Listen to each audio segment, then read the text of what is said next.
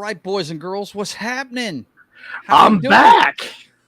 It's good to see you, Johnny. Good to see you.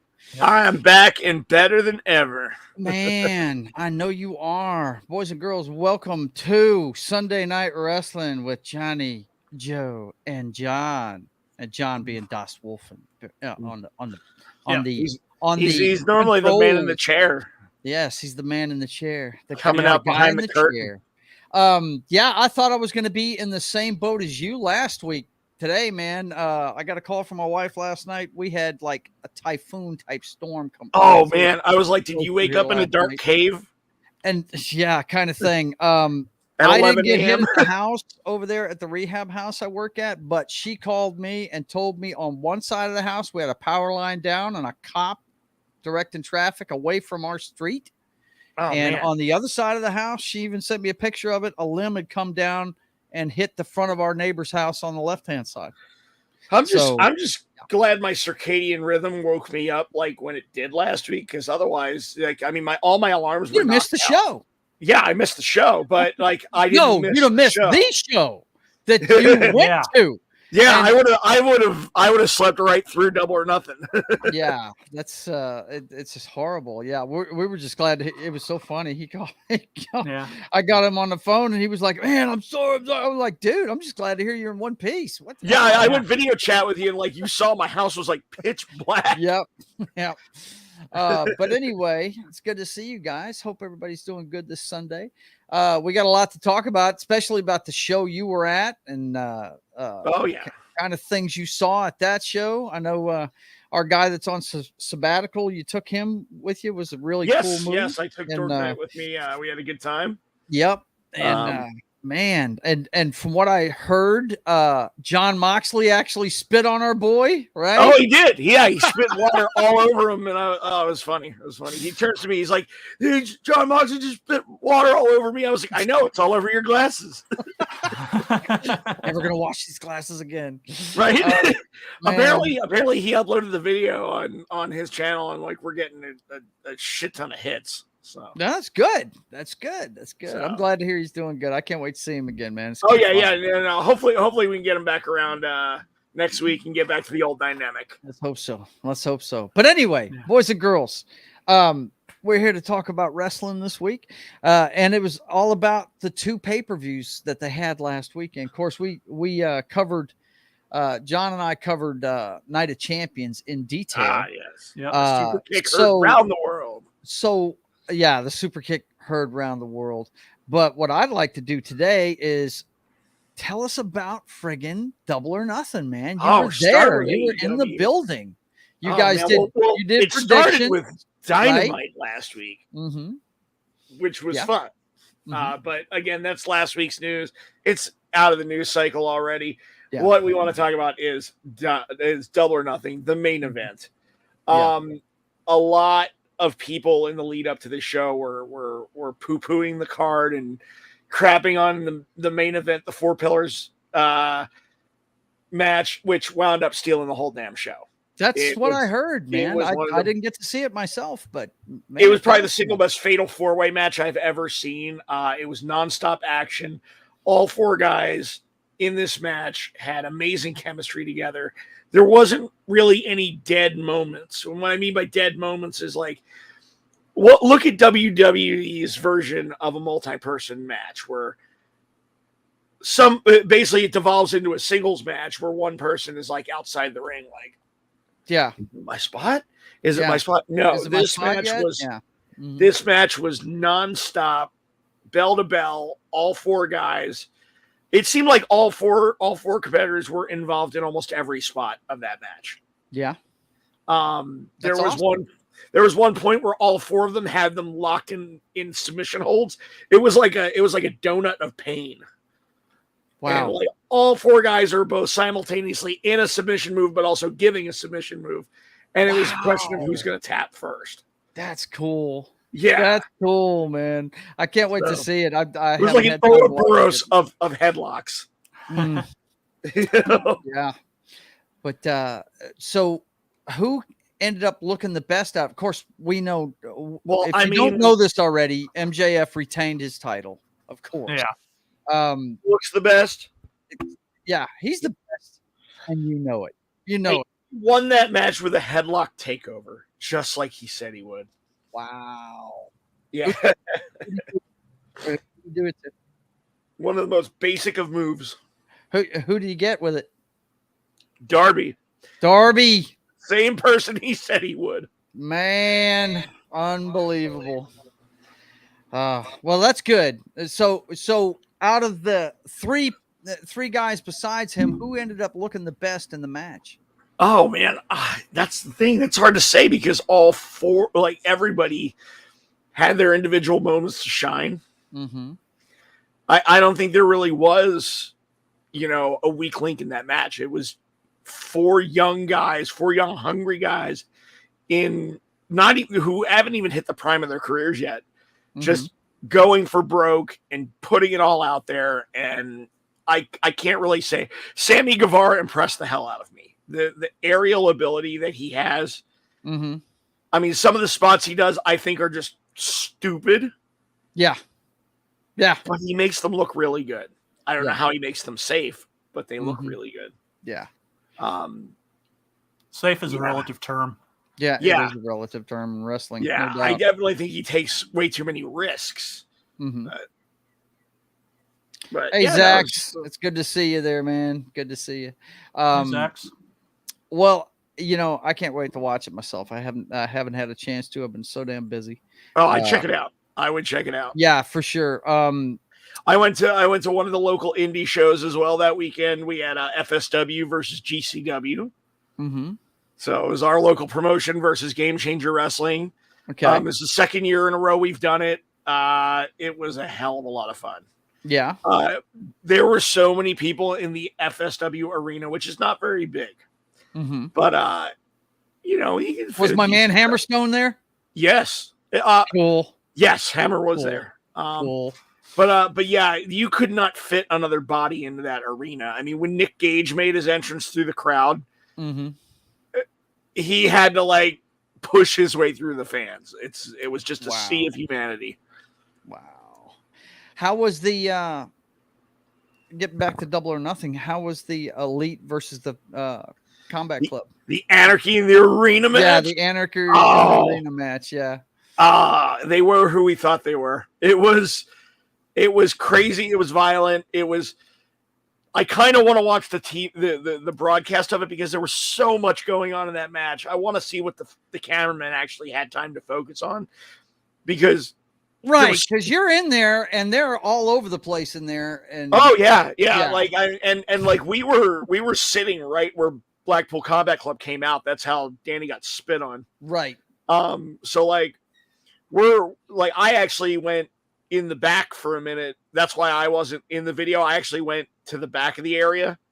Mm-hmm. And so I got a pretty good video of Bryan Danielson and Wheeler Yuta and Mox and Claudio just pumping each other up and Daniel Bryan was slapping everybody in the face we ready to do this.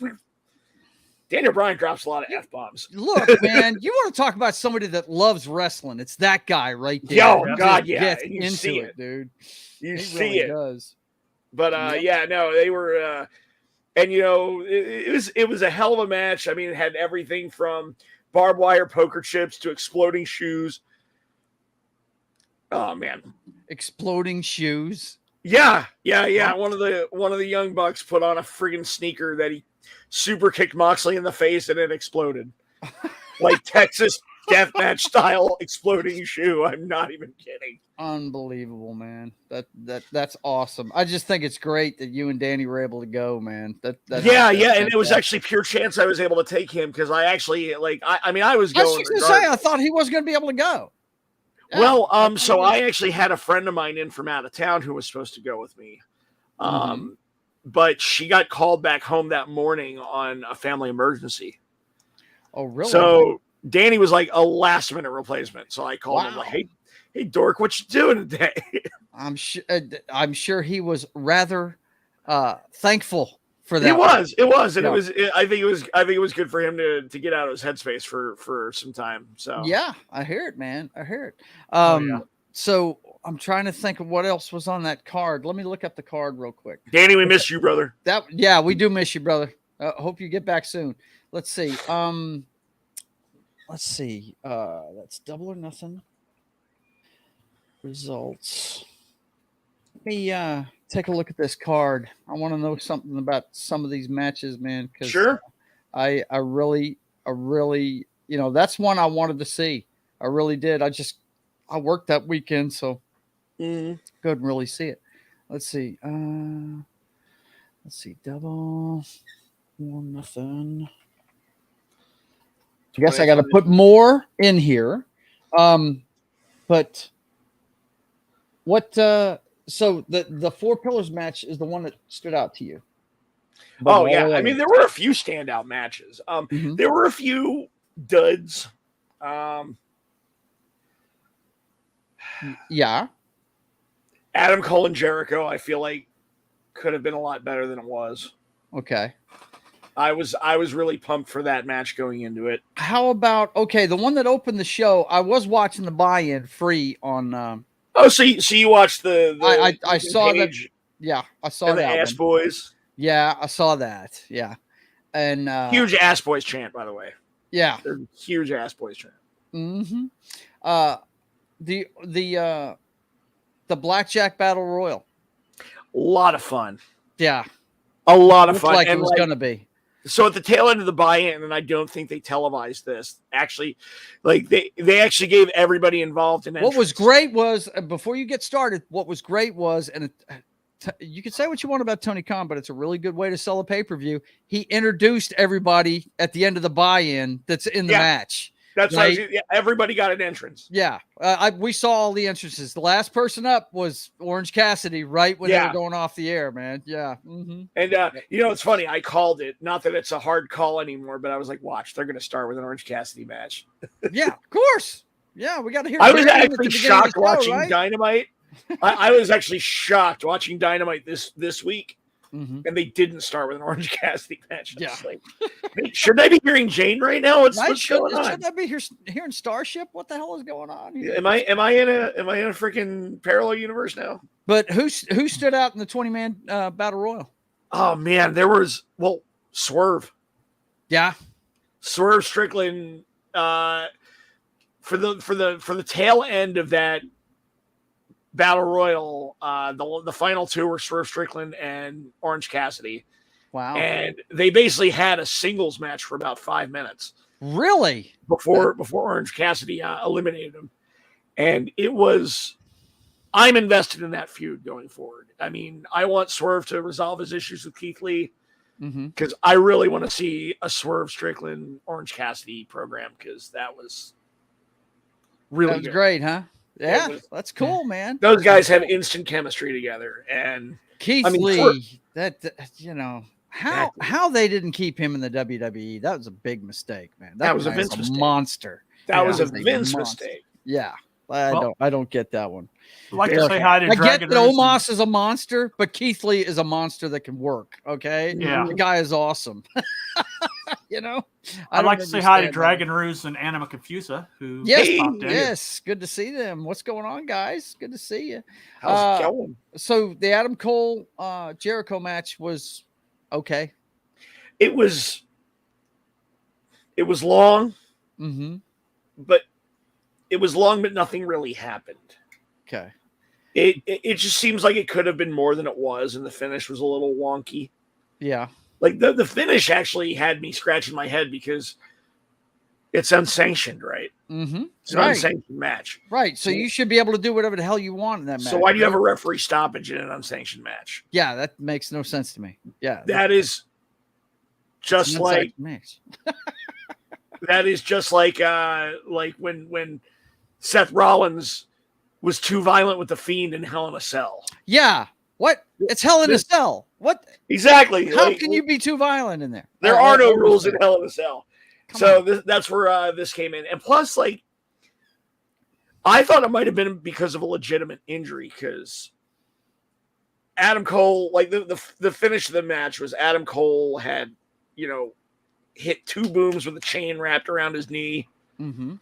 And then he wrapped the chain around his hand and was just pummeling Jericho, like just punching him in the face. Yeah. And I think a few of those punches were a little too legit because there was one camera angle where like he clearly busted Jericho's eye and you see just red, like his eye goes from white to red. Like, wow. And they quick cut away from it. So it's like, whoa, did he just blind? Like, I'm thinking in my head, I'm like, did he just fucking blind Chris Jericho? Like, did he like legit go hard? Like, because Jericho was busted open the hard way after that. So he was bleeding from his eye. Wow. And that's when they called off the match. So I'm thinking, okay, you know, it might be a legitimate. Might be one of these. Yeah, but nobody held up the X. Okay. And again, I'm scratching my head because I'm worried for Jericho. He's my favorite wrestler. Yeah. But then, like, maybe 20 minutes later, they had Jericho in a backstage segment, and he had a shiner. He had a big freaking shiner and a hematoma, but yeah, he was fine. I was like, okay, he can see. Yeah. That's all you were worried about. Yeah. No local medical facility. I worry about these guys when they take really bad spills on the apron. That's the one that drives me bananas. You mean the hardest part of the ring? Yeah, the hardest part of the ring, baby. You know. Monkey Jeeba says Jericho doesn't care. He's stiff on punches too. Yeah. We know Jericho can go. It's just this one I thought was a legit injury that could have been a lot more serious than it was. That's a way to get it. You got to remember, Adam Cole is coming back from injury as well, right? He's just coming back from a major injury. Concussions, no less. So they may have been going a little light for him too. That could have been factored into why the match I don't know. The match had already gone on for 17, 18 minutes. Like I said, it was long. There were a few fun spots in there, like Britt Baker got involved, Saraya got involved. Which they should have. Well, that's why they had the Britt Baker, Saraya. Freaking 70-year-old Sabu did a freaking flying press through a table. I don't understand. The funny thing is, I've seen Sabu at conventions. The guy can barely move. I'm like, oh, Sabu's not going to do anything crazy. Sure, he does something crazy. I look like a big idiot, right? I'm like, wow, okay, so Sabu did something. They gave him some shots. Yeah, right. They're like, we're going to put a cortisone shot in your entire body. Right. We'll get you ready. Let's see. Monkey Jeeba says Jericho's dad is a hockey player. He's used to doing stuff rough. It's what people are paying for. Yeah, it's true. He's a tough guy. I love Jericho. Don't get me wrong. Yeah, but it sounds like it may have been stopped because he might have legitimately gotten busted open. Yeah. It's, and it's happened before. I mean, the last time I think they didn't stop the match, but it probably weighed into how long it went. What was it? Was it Seth Rollins and The Fiend? No, not the Fiend. No. My man, the Demon. Remember, he got his head wide open. Finn, yeah. Remember, he had, what do you have, 17 stitches in his skull? Some shit. Well, that was against Edge. Yeah, that was that Edge. That's right. Yeah, that wasn't Rollins. That was a Mania. Yeah, right. Finn 14 staples. Yeah. That's the last one I saw where they actually cut away and they looked at him and everything. And they glued his head shut. Did you? I think I pointed you towards the image that Finn uploaded of his. Yes, absolutely. He put it up on Instagram. It was gory, man. I can't believe they actually went on with that match after the. I can't believe he had a match on Raw like 3 days later. Right, 3 days later. These guys, dude. I mean, and there seems to be. I mean, I don't know, man. What was it? Was it this week on Raw when Becky got her nose busted open? Or was it last week? That was last week. Was that last week? Yeah. Well, no, Becky. No, it was at Night of Champions. Yeah, Zoe Stark, baby. Right? Yeah, Zoe Stark with that knee lift got her. You know. Yeah.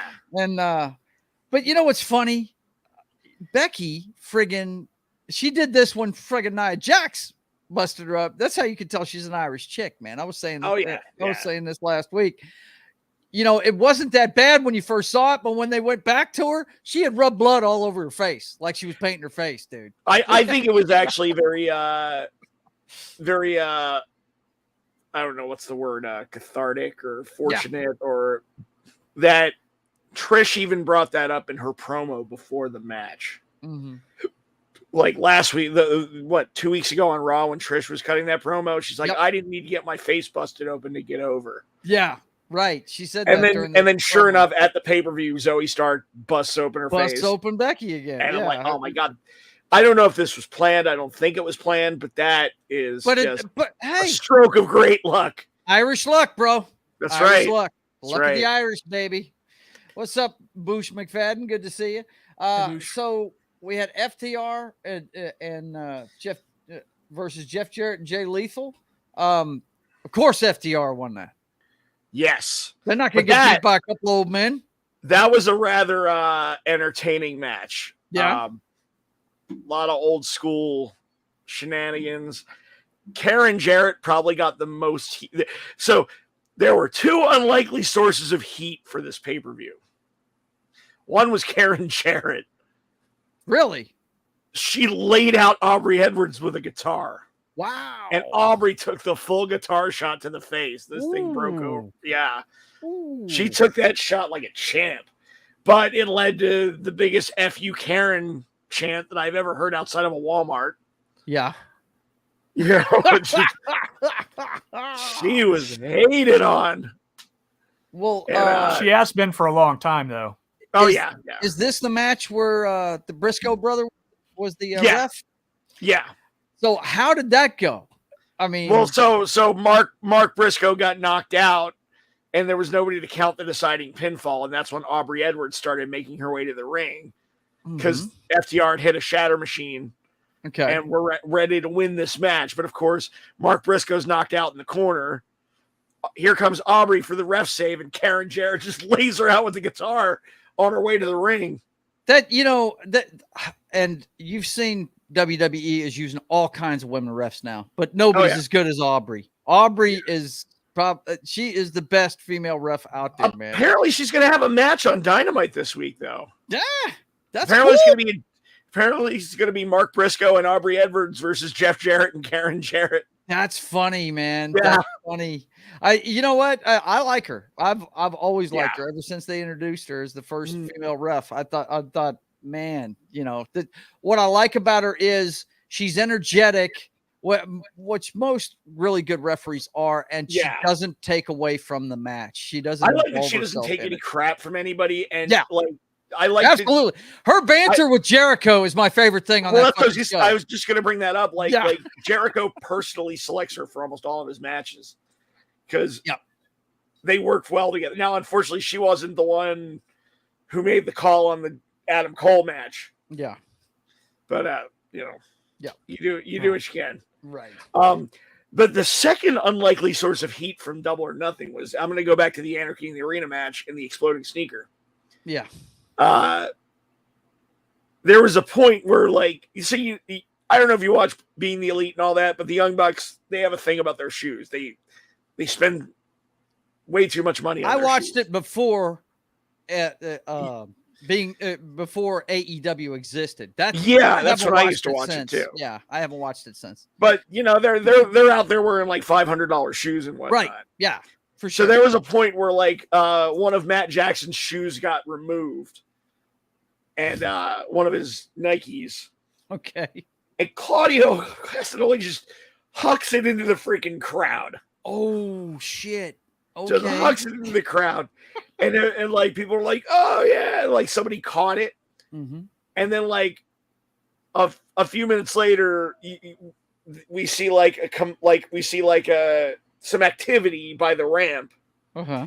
And it wasn't any of the wrestlers. We're like, because like I'm doing a head count, like I'm like, and all 8 guys were accounted for. Right. I'm like, what's going on by the ramp? And then you see a security guard come back with the shoe, walking it to the side of the ring, and that guy got so many boos. Like, why are you gonna take that guy's souvenir away? Like, come on, what are you doing, man? Yeah, I'm like, come on. Like I never thought I'd see the wife of a wrestler and a security guard get the most heat at a wrestling show. That's awesome though. They should have gotten the heat. Hating on that fool.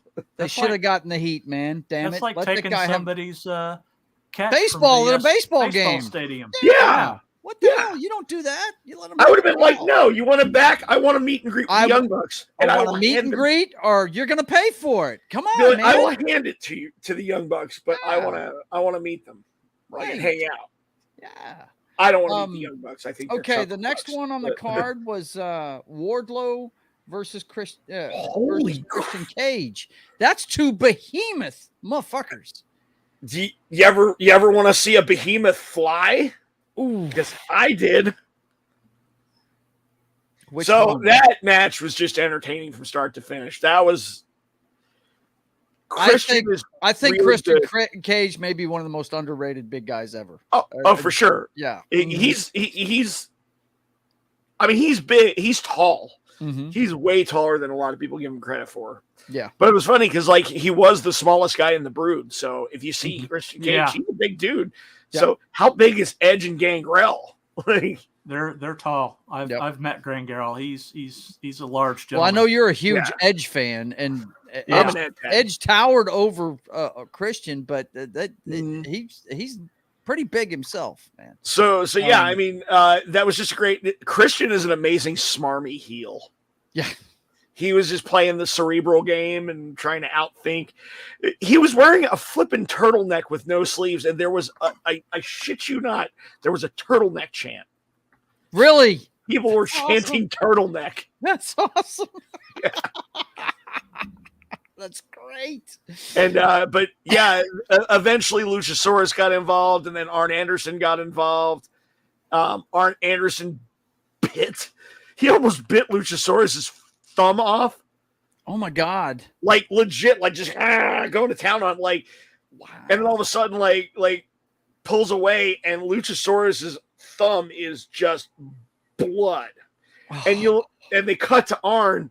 Arn looks like the zombie at a gas station in a zombie movie. He's got blood all over his face. Blood all over his face, but he looks like your grandpa, and he's just blood just coming down. I'm a huge fan of the Minnesota Wrecking Crew, man, from back in the day. Yeah. And but Arn cracks me up. I was about to ask if he brought his 9mm, but I guess he didn't. Well, I mean he didn't bring. I mean, Nevada is an open carry state, so he probably could have gotten away with it. Right. But the craziest spot of that match was Luchasaurus got laid out on some tables. Okay. And Wardlow went up to the Jeff Hardy ladder. And you know what I mean by the Jeff Hardy ladder? Yes, yes. The double tall one. A double tall one. The one you don't need to be climbing on. Yeah, well, he did a swanton bomb off of one through Luchasaurus. Wardlow? Table. Yeah, Wardlow. I got a video of it. On my phone. That's intense, man. It was insane. Intense. Yeah, you guys must have been like, oh shit, is Luchasaurus alive? I was like, is Wardlow alive? Is Wardlow alive for going that far? But I mean, man, that's jacked up, dude. So been taking lessons from Jeff. Do you think that Luchasaurus is going to start wrestling again? Do you think he's going to start wrestling again? Is this leading to a Wardlow thing with the program with Luchasaurus, or? I could see that being the next chapter of the story. Okay. Both guys are big. Both guys can go hard. And I would not be afraid of a Wardlow Luchasaurus program. Me either. That's what I was hoping for out of this thing. That's why I was wondering if it looked that way, the way they ended the match and stuff. That's what I was wondering. But I like Luchasaurus. I'm glad to see he's back. Yeah. You know, I've actually met Luchasaurus backstage a few times before he signed with AEW. He used to do a lot of indie shows up and down the West Coast. Right. Real smart guy. Yeah. From what I understand, doesn't he have a degree in? I think he has a master's degree. He has a master's degree in Middle Ages something. It has medieval history or something. Ages. Yeah, the history of Middle Ages or some shit like that. I mean, it's some obscure degree, but he's a master at it, you know. But he's just a really interesting guy to talk to. Yeah. Just, you ever talk to somebody, you're like, wow, this guy's pretty smart. So Alice Cooper. Alice Cooper's the same way. You ever meet Alice Cooper? He's a very cerebral, yes, big words, absolutely. Well spoken. Yep. Yeah, you see him in interviews, and You wouldn't think that's the same guy you've seen in that rock show that he puts on, you know? Do you think Luchasaurus going to have any problem pulling off the heel stuff? Not at all. Because this is his first foray into it. You know, yeah. He's been the sidekick of Jungle Boy and been the good guy, you know. So, I mean, he's been a heel before. He was a heel before he was a dinosaur back in WWE. Yeah, I mean, he was what, Judah Devlin or something like that. I can't remember. Yeah, did he get up on the main roster? I knew he was in. No, he never made it past NXT because he had issues with one of the. In fact, he is the one who actually blew the whistle on Hugh Morris. Really? Yeah, Bill DeMott. Wow. Yeah. So that's what led to his exit from WWE. And after he got fired, he's the one who, you know, singled Bill DeMott out for bullying and just being an asshole of a trainer. Yeah. You know, make him do burpees until they puke. Wow. What a bummer. Yeah. Okay, so we had that one, and now this one, this is one of the ones that I thought was going to be maybe a gem that people weren't really talking about. Tony Storm and Jamie Hayter. Jamie Hayter was hurt. Yeah, Jamie Hayter is dealing with a legitimate arm injury. I just give her credit for going out there. And this was before the match, guys. It was more of an angle. Yeah. This whole thing was more of an angle than it was a match. Right, to get her out of there. Yeah, and it sucks because that on paper should have been a great match. Should have been a great match. Yeah, that broke my heart when I heard that news that she was hurt before the match, and they basically did a program where they drummed her out by being hurt. And yeah, that's a shame. But what's the injury she's got? She's got something up with her arm. I think might be like could be something torn, could be something broken. They haven't really gone into it yet. What's actually wrong? That's a shame because Jamie Hayter. Well, dude, you know she's a fan favorite. The girl. I'm just hoping she's okay by Wembley. Yeah. Because I would like to see her win that belt back. Last week of August or the first week of September. That's usually when they have that show. So I'm not sure the date. Well, they are doing, from what I hear, they're doing All In and All Out this year. Really? AEW's really ramping up the pay-per-view schedule this year. Huh. So. Wow. I actually have an interesting trio of matches that I'm going to pitch for the next 3 AEW pay-per-views. And that let's get done with the results on this, and then we'll talk about that. Okay. Yeah. The next one we had was House of Black versus the Acclaimed, man. Yeah. And I called this one too. One. Yeah. Dude, I love the House of Black. I do too. Yeah. I love the Acclaim, though. Everyone loves the Acclaim. I know. Yeah. And I do like their gimmick. Yeah. Well, oh my God, the rap that Max Caster cut on the entire House of Black was probably one of his best raps ever. He went double long. He did twice the length of a rap that he normally does. Yeah. And in that time, he ripped on all 3 members of House of Black, including getting a Dominic Mysterio joke in at Buddy Matthews' expense. Which, oh my God, the crowd ate up. That's awesome. Yeah, he basically accused him of being cucked by a kid named Dominic. Ooh. Yeah. So the match was good? Yeah, it was great. It was super entertaining. I mean, House of Black know what they're doing. They have a really good group dynamic. All 3 guys have their own role to play in that team, and they play it to perfection. Yeah. Whereas, the Acclaimed are just, these guys are so far over the moon right now.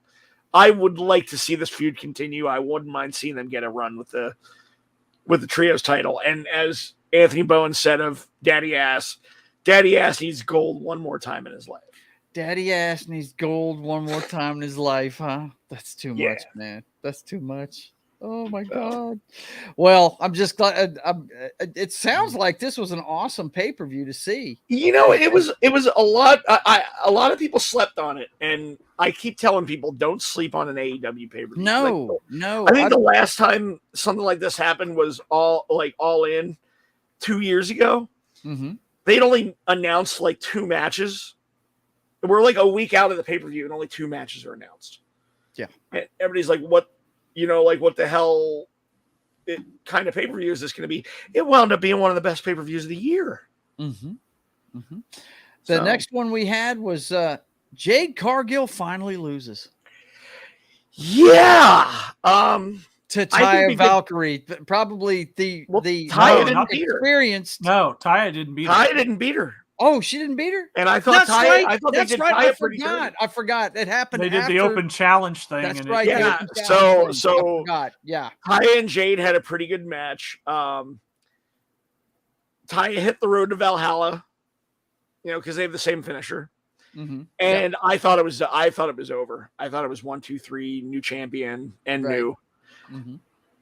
But Jade Cargill kicked out like at the last possible microsecond. It was like 2 7/8.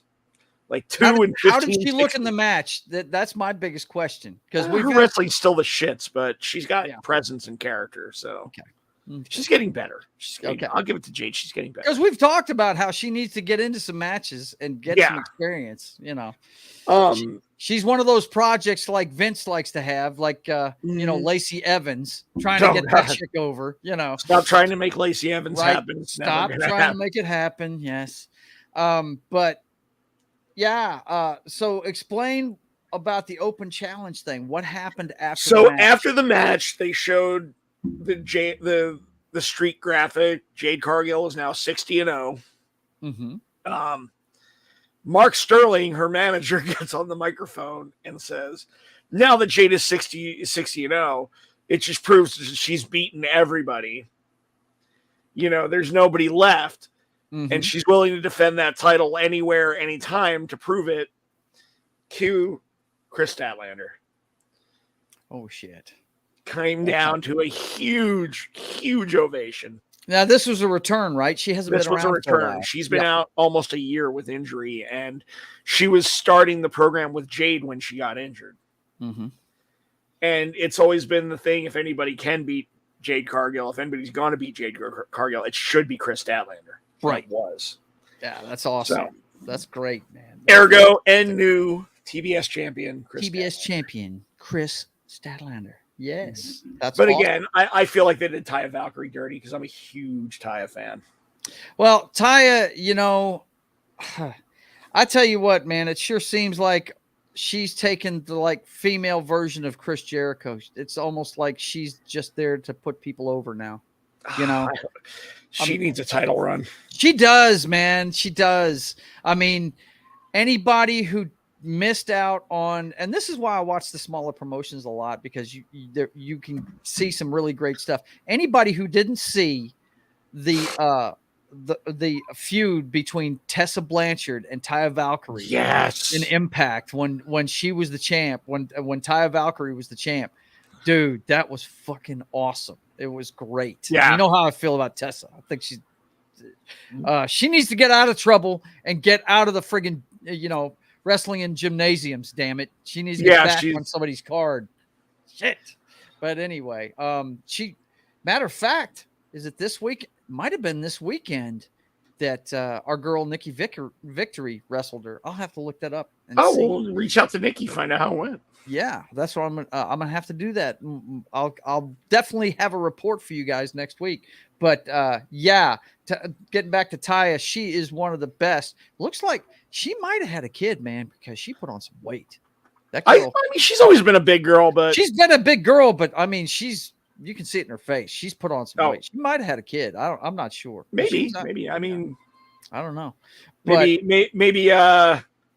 But she's a great wrestler, dude. I mean, is there any promotion she hasn't wrestled for? I don't think. Yeah, I mean, she's even been in WWE. Yeah, for a cup of coffee. So, yeah, not long. I can't remember what she called herself either. Frankie Monet. Is that what it was? Monet. That's Frankie right. Monet. Frankie Monet. That's it. It was an she NXT, was Monet right? before Mercedes Vernado ever was. Yeah, but she wrestles. Hell, she even wrestles for the Mexican promotion. AAA. She wrestles for Impact. She wrestles for Major League Wrestling. She's loca. Every NWA. I mean, it's freaking crazy, man. She's everywhere.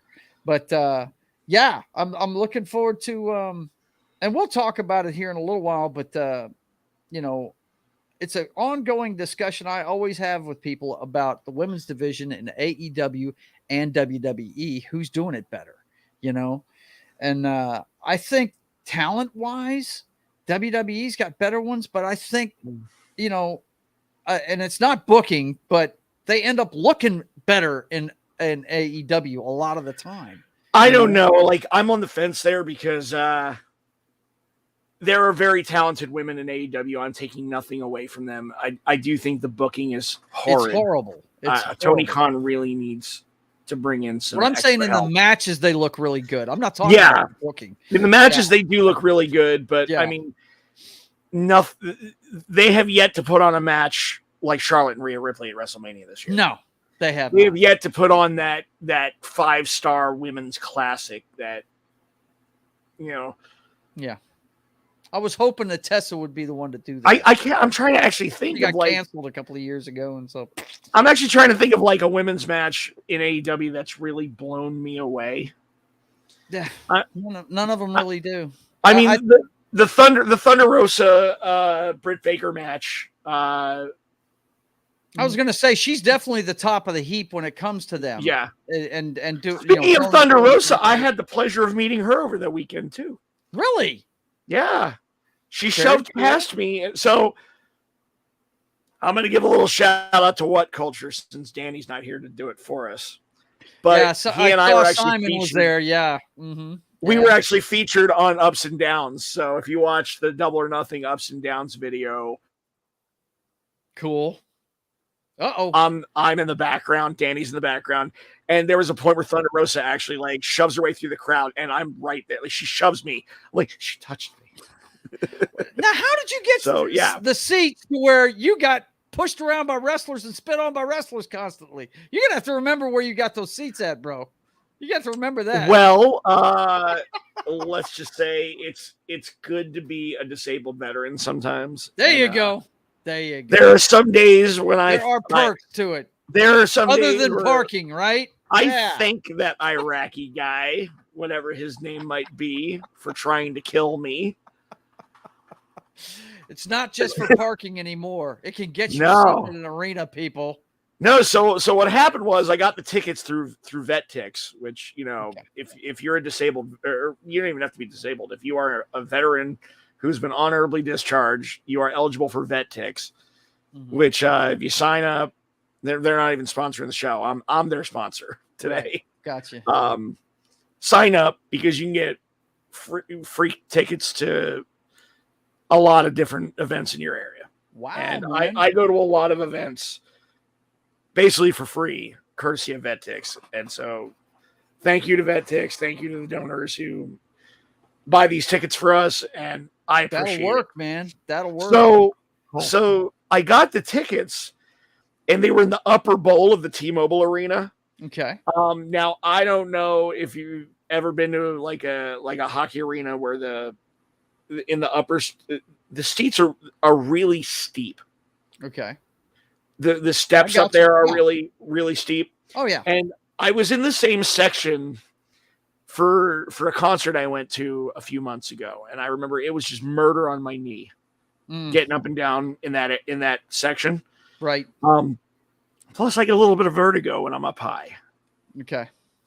And so I just, when I realized my tickets were in the same section for Double or Nothing, I went to the box office and I said, hey, I'm disabled. It's hard for me to get up and down the stairs in the upper bowl. I was like, do you have anything in the lower bowl? I'm not trying to play favorites. You can, put me in a weird section. I don't care. I'm trying to avoid the stairs. These tickets out. Yeah. Mm-hmm. Yeah. And they traded. They're like, yeah, we'll put you in the ADA seating. And I'm like, oh, well, I'm technically a disabled veteran, so sure. Mm-hmm. And it was literally right at the top of the lower bowl, in the folding chairs up there. Wow, that's awesome, man. And it was right in it was center of the hard cam. I don't think I'm actually on TV because the camera didn't go up that high. Yeah, but I mean, we're clearly on camera, or Danny's clearly on camera when BCC's making their entrance. Right. Because he's literally like a foot away from Jon Moxley. Yeah. That's awesome. So, that's fantastic, man. It sounds like you guys had a ball, dude. That is great. It was one of the best shows I've ever personally attended, and I've been to Double or Nothing every year that they've had it in Vegas. We've already talked about the last 2 matches that were on the card, the 4 Pillars and the Anarchy in the Arena match. Who won the Anarchy in the Arena match, by the way? BCC. Yep. Oh boy, Black Hole Combat Club. That's that led to a heel turn from Konosuke Takeshita. Yeah, I heard that. He came out like a hoodie ninja, and wrestling's full of hoodie ninjas. Right. And so Don Callis distracted Kenny while Konosuke just came in and laid him out. And the sting of betrayal was so bad that Wheeler Yuta was able to roll up Kenny Omega. And, get the win. I like that Yuta got the win because he's the one member of BCC that needs the build up, and I like that they're really trying to build him up. Yep. Out of that faction, like Daniel Bryan's like pushing him really hard, and Claudio's like tagging with him. Mm-hmm. I think Wheeler Yuta is learning under 3 of the best in the industry. Yeah, are you kidding me? That kid's gonna go far. That kid, and I'm a little soft. I have a soft spot for Wheeler Yuta because Philadelphia represent. There you go. Well, I hope he does well. And if he listens to those 3 guys, dude, they're 3 dudes that should still be in the WWE. Yeah, when you have guys like Claudio Castagnoli and Bryan Danielson saying this guy's got something, I'm gonna listen. Yeah. Those guys, man. Yeah. Oh, I love them. I love all 3 of them, and your Philly guy, he's going to go far if he listens to him, man. Yeah, I'm a big Mox fan. It's my wife's favorite wrestler. That's him. Let me see if that's him right there. Does she want to buy Danny's glasses? Probably. She probably would buy Danny's glasses, no doubt about it. She probably would, because dude. One thing now, guys, when you go see these guys live, that's when you find out about these guys. We went and saw them. I want to say it was here at the Hearst Coliseum over across the river in Shreveport. And, a lot of guys had matches and stuff. And I think the main event was, this is when Ambrose was the champ at the time. That cup of coffee when he was the champ. And I think he was taking on KO. I can't remember exactly what the main. It was a live event, so you knew no belts were changing hands. It wasn't Madison Square Garden. It's in Shreveport. So we knew what was happening. But we were on the floor for the first time, and I personally don't like floor seats. I'm an old fuck. I like to sit a little higher than the ring and be able to see everything. But she was all excited, and it was her birthday. It was her birthday, and she made one of those signs you see in every WWE thing. Hey, Dean, it's my birthday, right? This guy had his own Sharpies after the match, had the belt on his shoulder, and was taking selfies. He went all the way around the ring and every section of the floor and was signing for everybody. She still got the poster signed by him, and it just made her fucking night. You know what I'm saying? And we weren't even that close. I told her, I said, look, when the match is over, get up out of your seat and get over there. I said, because I got a feeling he's going to be signing. And sure enough, he had his own Sharpies. You didn't have to have them. He was ready. And he stayed there for a good 15 minutes, going all the way around, taking selfies with everybody. I love Jon Moxley, man. I think he's really good. That's, that's the fun of going to these live events. You find out what the guys you love to see on TV are really like. Yeah, and I have a similar story with Claudio Castagnoli back when he was Cesaro. Yeah, funny guy. Yeah, very very witty, and he banters with fans. Yeah, that's kick ass, man. And what's funny is they don't let him talk on TV. It's ridiculous. You don't ever hear him talk. He's got an accent. I know Vince hates accents. Thicker than hell, but hey, what you gonna? Vince hates accents. Yeah, I know. It's ridiculous, but. Anyway, man. Well, it sounds like you guys had a ball, man. Yeah. It was a lot of fun. Yeah, it was a lot of fun. Vegas, man. That must be a great town to live in. especially for live sporting events. By the way, how are the? I know your Golden Knights are in the finals, right? That's right. How are they doing? Well, we've only had one game so far, but we won 5-2 yesterday, so we are 1 up, 3 to go. Okay, and who's the Eastern? Florida Panthers. It was the Florida Panthers. Yeah. So it's going to be 2 first-time Cup winners. Neither team has won the Cup. Yep. And the funny thing is so I have a bottle of wine that I got before the Knights opening season, and the bottle was actually given to me by Bill Foley, the owner of the Golden Knights, because I used to be a member of his wine club. Okay. And so he gave out these, commemorative bottles to wine club members with the Golden Knights logo on it. It says, inaugural season. Mm-hmm. So I've carried this bottle of Cabernet with me for close to 6 years. And I swore it's a 2016 vintage. I got it in 2017. And I swore I would never open it until the Golden Knights win the Stanley Cup. I've got a story like that too, but and the funny thing is, we made it to the Cup the first ever year, and I'm like, oh God, this is gonna be the shortest wine bet I've ever made with myself. Right. But unfortunately, they lost to the Capitals in 5, and I wasn't able to open my bottle of wine. But here we are, 5-6 years later. Yep. I'm starting the countdown. I have it up on my counter right now. I'm doing this for you because let me tell you, I bought a bottle of champagne when we played Pittsburgh, Seattle, in the Super Bowl, and when we got robbed by the refs in that damn Super Bowl. I remember that game. The worst officiated Super Bowl in history. I was sitting I'm there. not going to go into it, guys. We're not going to sidetrack too much. I was watching that game in my Matt Hasselbeck jersey. I didn't open it until they beat the shit out of Denver. Like, freaking, what was it, 10 years later, more than a decade later? Oh, that was the Peyton Manning embarrassment game. Yes, when we when our defense just dominated them, right? Anyway, look, that was the worst and best glass of champagne I ever I was going to say, I don't think champagne's supposed to keep that long. Dude, first of all, I thought I was going to need channel locks to pop it open because there was no carbonation left in it. I was basically drinking vinegar, dude. It was just horrible.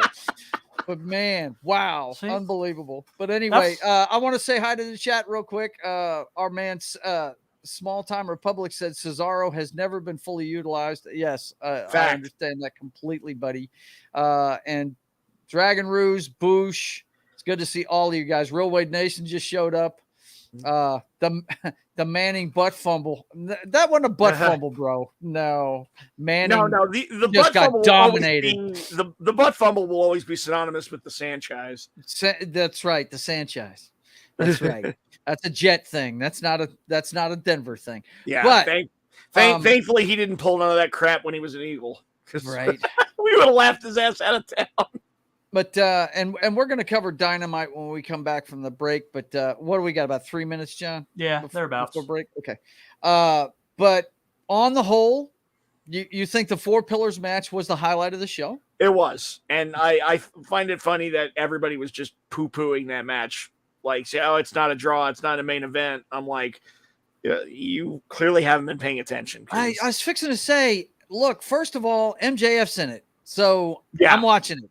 Okay. Automatically, it's elevated because the guy, and here's the thing. If AEW does one thing that I don't like, they did nothing but promos for this Pillars match. They didn't have any matches before. All they did was. Well, there was the tournament that led to it. Right. But yeah, even the live promo that I saw on Wednesday with Dynamite, like, it was promos until MJF kicked Darby Allin in the ding ding, and I literally visibly just spat my soda out and started laughing. Like, he kicked him in the dick. But I thought the only guy in that match, and you said you were really impressed with him in the match. The only guy in that match I don't like is Sammy Guevara. You got to give him. You got to give him a little bit of credit. He did announce that he and Ty are pregnant right now, like right before the match. Really? He came out and did the cue cards thing, like where he used to, when he used to come out like during the commercial breaks on Dynamite, picture in picture, where he'd come out with the poster boards that he wrote like Sharpie messages on. Yeah. And as he's doing his entrance, he announced that he and Ty Mello are expecting. Okay, cool, man. That's good on Sammy.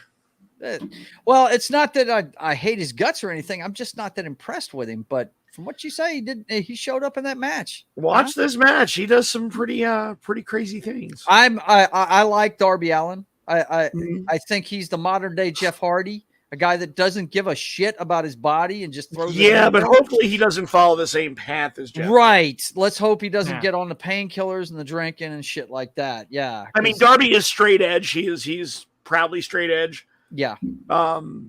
Which is why, like, he's one of those guys in the locker room that,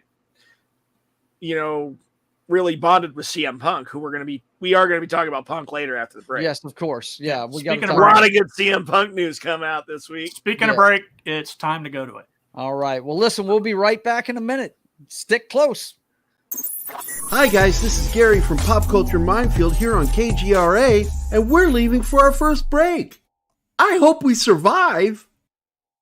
Did you know 75% of Americans are chronically dehydrated? If you struggle with focus, run low on energy, or when it's time to finally sleep, you simply can't, this can all be linked to dehydration, and Fuel Up has the answer. Our proprietary formula contains the finest cellular hydration with the strongest immune-enhancing natural ingredients. The Fuel Up system is made up of 3 different incredibly tasting varieties. Wake kickstarts your day with a jolt of caffeine. Play boosts focus while hydrating your cells. Rest not only helps you relax, but also rejuvenates your cells while you sleep. Here's what our clients have to say. I really don't miss my coffee, and you can tell the difference. So I'm going to take it for the energy. I'm going to take it for the play. I'm going to take it, all day. And it works. That's the thing. It works. We love it. Take the Fuel Up Challenge now, where we offer a Feel the Difference money-back guarantee. Fuel Up for life.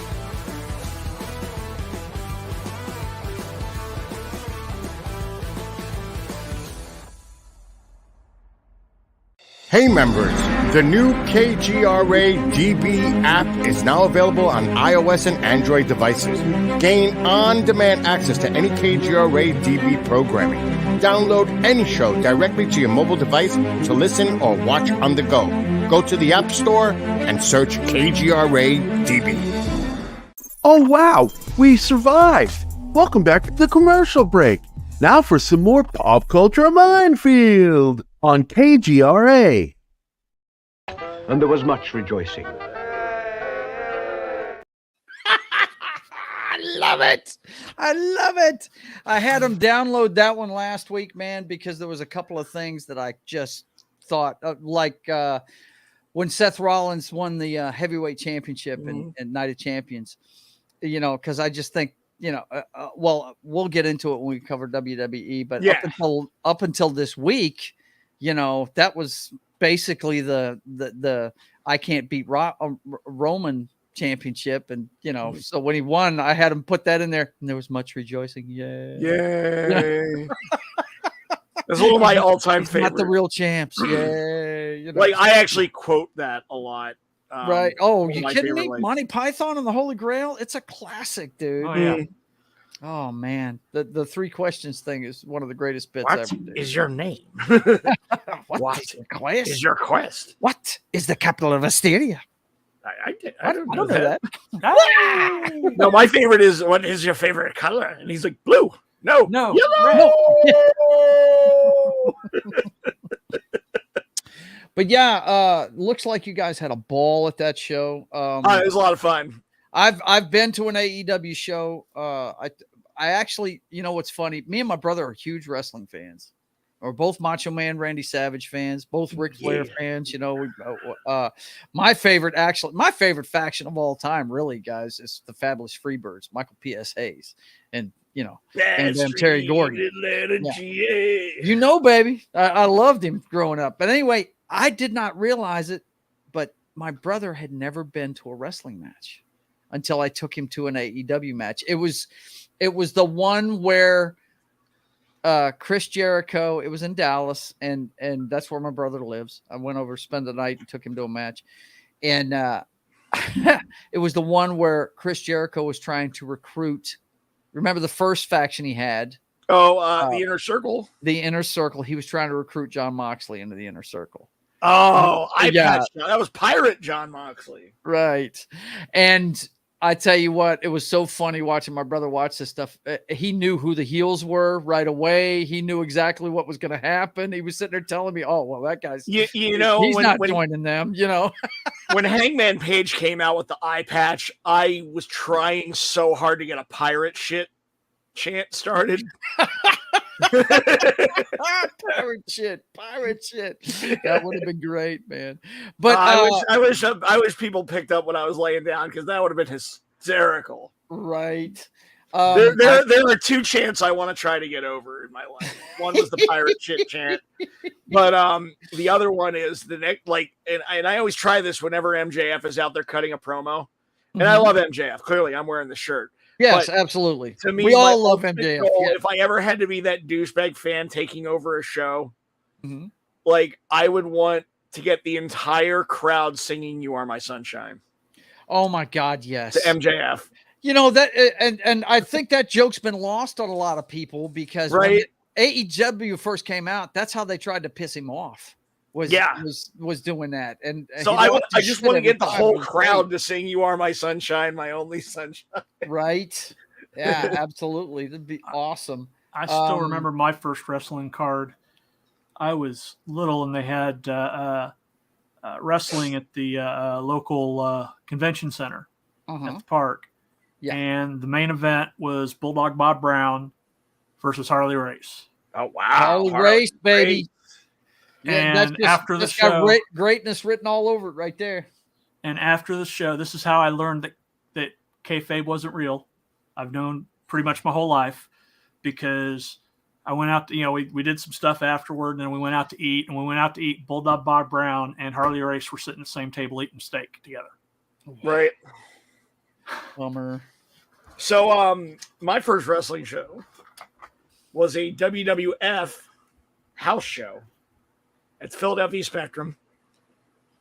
And the main event was Sergeant Slaughter versus the Mountie. Wow. Yeah. My first one was Mid-South. Oh, wow. Okay. I think the big names that were in that one, Ted DiBiase was there, and Hacksaw Jim Duggan, and Tough Guy. Junkyard Dog. Yeah. They were there. Yeah. Fun times. So the fallout on Dynamite. Tell us about that. What went on there? So Dynamite had a few good moments. I thought the opening trios match was really good. Okay. We had BCC versus the Lucha Bros and Bandito. Oh, and it was also very refreshing that they started a match with somebody other, or started a Dynamite with somebody other than Orange Cassidy. Yes, absolutely. But can I say something real quick? Yeah. Anytime I hear that name, the Lucha Bros, my man Pentagon, that is probably my favorite wrestler in AEW. Hey, Cero Miedo. It's Cero Miedo, bro. I got my Cero Miedo t-shirt with, it's a black one with white. It's just his face makeup in white on it. And dude, I don't know how you feel about this guy, but I love him and Ray Phoenix together. No doubt about it. I love the Lucha Bros. But ever since I saw him and frickin' Kenny Omega go at it at All In, he's been my favorite fucking wrestler in AEW. He's great. He's great. Guy is awesome. Yeah. That small package pile driver he does, just I love it, dude. It's so awesome. To me, I got a shout out to the originator of that move, because that's the Steenalizer. Yeah, I know, but I'm just saying. I wish they let Kevin Owens do that in WWE. Yeah. Sorry, you say Lucha Bros. All I see is Tud Guerrero and who was his partner? Psychosis, yeah, coming in on the lawnmowers. The Mexicools. That is just wrong right there, man. That's that is racist. Wrong. I swear that is racist. You get away with stuff like that 10 years ago. Now, yeah. So they didn't have an Orange Cassidy match. It was a trios match with the Oh no, they did have an Orange Cassidy match later. No, I'm talking about they didn't open with one. It was nice not to hear Jane at the beginning of it, right? Did you think you were at the wrong show or something? So a feud going forward that I'm actually like pretty excited about is so FTR got involved in the whole Ricky Starks Bullet Club Gold feud at Double or Nothing. Okay. And they followed up on that on Dynamite where they laid out FTR and Ricky Starks came in for the save. Wow. And I'm wondering who the third partner is going to be because it's clearly going up to a 3-on-3. Who is Bullet Club going to get to even the odds? Right. So there's definitely speculation about that. And of course, we have Forbidden Door coming up, so it could be any of the Japanese Bullet Club. Now, how long till Forbidden Door? A couple weeks. I think it's like June. Let me look that up in my Google machine. Go man. It says here they did have the mixed couples match. Which how did that go? You know, in hindsight, I feel like that match should have been the match at Double or Nothing. Really? Saraya and Jericho versus Britt and Adam Cole. Mm-hmm. It was a fun match. It was a lot of fun. Yeah. How's Saraya look? I haven't seen her wrestle since she got back. I mean, that's a loaded question. How does Saraya look? She looks freaking fabulous. Okay, look, I understand with the surgeries and everything. She looks great. I'm talking about in the ring, bro. In the ring, I mean, she does the best she can. Yeah. She is, they are very careful with her. Yeah. And for those of you that don't know, that's Paige from WWE days, and she had to retire because of her neck. So I'm sure they're protecting that. Forbidden Door is on June 25th. June 25th? Okay. I don't think Mercedes Moné is going to be healed in time for that. She may not be. I think it was her ankle, right? Isn't it? Yeah. She broke it, didn't she? Yeah. Something like that. So far, 2 matches have been announced, which I didn't even realize about the second one. I knew Kenny Omega versus Will Ospreay 2 was happening. That's awesome. Yes. That's worth the price of admission, bro. That alone is worth the price of admission. Heck, Kenny Omega's entrance ought to be epic. Dude, But now it also says that Bryan Danielson versus Kazuchika Okada is announced, which, yes, feed me more, but I'm a little sad because I thought we were finally going to get... This is, we've got to get Danny. I thought we were finally going to get Bryan Danielson We have to educate Danny about this stuff because he's not even going to be interested in this pay-per-view unless we educate him about it. Well, again, I'm a little sad with this match announcement. Mm-hmm. Because the match I wanted to see last year was Bryan Danielson versus Zack Sabre Jr. Right. But Danielson got hurt, was out, was injured during the time of Forbidden Door. So that match wasn't able to happen. Mm-hmm. They could do it this year. That is a dream match for me. I want to see those guys, just 2 of the best technical submission-based wrestlers in the world, tying each other in knots. Yes. I want to see that. Yes. I mean, granted, I doubt, I don't think that Danielson versus Okada is going to be a bad match. I just feel like Zack Sabre Jr. is the money match. Yeah, Yeah. Give the people what they want. Absolutely. Do that and have Okada go up against Switchblade. So I have a match I really want to see at Forbidden Door as well. What's up? So as it was recently announced on Dynamite, one Charles Montgomery Punk, it will be making his return to AEW. Okay. At the premiere episode of Collision in Chicago. In Chicago, imagine that. Right. When they told you where it was, you knew he was coming back. That makes sense. Yeah. I mean, but now it's official. Would turn on him if he didn't show up. Now it's official. It's been announced. CM Punk is back in AEW, which means there are 3 matches. And from what I understand, it was a mixed reaction from the crowd. I mean, battle lines have been drawn. Yeah. I want him to come back as a heel and just shit on everyone. Yeah. Oh, you didn't hear what I wanted him to do. Huh. I wanted him to show up at the end of the 4 Pillars match and just lay all four of them out. No contest, lays all four of them out and comes back as a full heel. That's what he suggested. I was wearing my CM Punk shirt on Sunday. I was really hoping he would make his return there and do something. I thought he was going to be the one to screw the Elite out of winning the BCC match. That would have been great. That would have been great. Yeah. But instead, it was that dastardly Takeshita, or as MJF calls him, take a shitta. Now, let's not forget what you were talking about before we left last hour. You had 3 matches. 3 matches. There's 3 upcoming AEW pay-per-views because we got Forbidden Door coming up, and then they're doing All In and All Out. Okay. So one from Wembley, one from Chicago. Let's hear it, man. I don't miss your. First of all, we need somebody for CM Punk to face at Forbidden Door, and I can think of nobody else other than Kenta. Okay, there you go. Yep. Kenta's got a bugaboo about CM Punk using his finisher to go to sleep for years. Absolutely. Yes, he has. And that's a dream match right there. Yes. It is a dream match, but it's funny because the beef seems entirely one-sided. It's like the Thanos Scarlet Witch thing. Like, Kenta. I don't even know who you are. Yeah, Kenta's like, you took everything from me. And CM Punk's like, I don't even know who you are. I don't even know who you are. That's your story right there, and I want to see it. Yeah.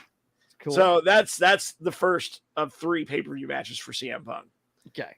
The next. Whichever one happens first, All In or All Out, I forget.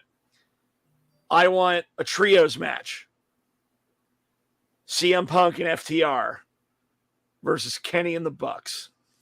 Kenny and the Bucks. Well, yeah, that's money. And then the ultimate money you guys were talking about that back when we were speculating whether or not the ultimate money match. Yeah. Probably at All Out in Chicago.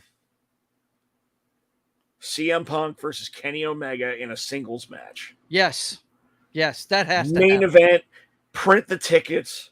Yes, my seats are already bought. It would sell out in a half an hour, dude. Oh my god! In Chicago. Yes, absolutely. The roof would come off that place. The thing about it is, and this is the deal. You know, they've been speculating about a brand split and all this bullshit, and it's clear that the Hardley boys are not on board with this guy. Yeah. But Kenny probably has no problem with this dude at all. Kenny apparently is the one who reached out to Punk after it all and tried to bury the hatchet. So Kenny's a pro, man. Kenny's a businessman. He's a gamer. Personalities his whole life. So he's a gamer. He knows how to play the game. I don't mean he's a video gamer. I mean he is a student of the wrestling game. Yes. Kenny knows what a money match is when he sees it.